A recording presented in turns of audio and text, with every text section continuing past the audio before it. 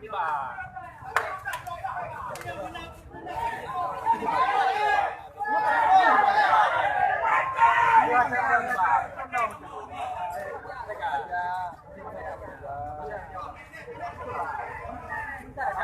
pasti rusuh nih bang kalau kayak gini.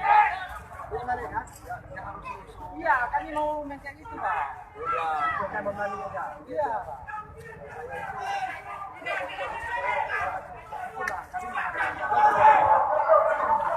Saya itu nggak bisa juga diajak ini. Kalau diajak keras nggak keras. Yang menjaga dia dengan saya menolak ya. Jangan gilanya sampai gila saya.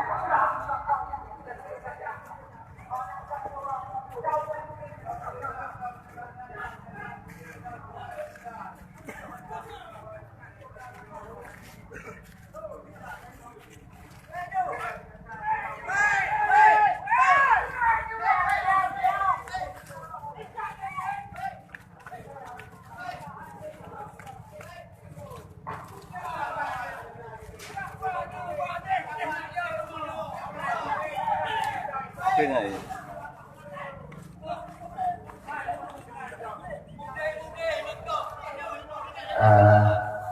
dengan hormat kepada abang kamu, adik kamu, mohon baik dia terpenuh, tinggi bang, agama-agama lagi dan anak-anak, ya nanti agama-agama lagi, ini, nanti agama-agama lagi, ya mencari yang terpenuh, sifatnya nanti anak-anak juga,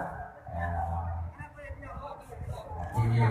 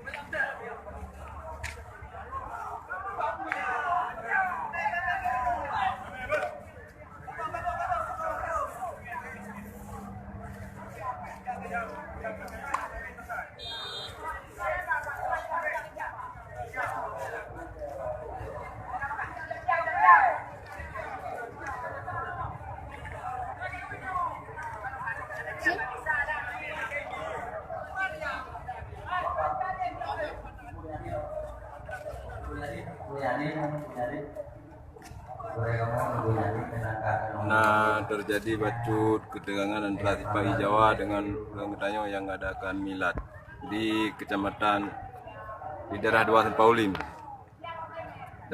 2 Simpang Ulim.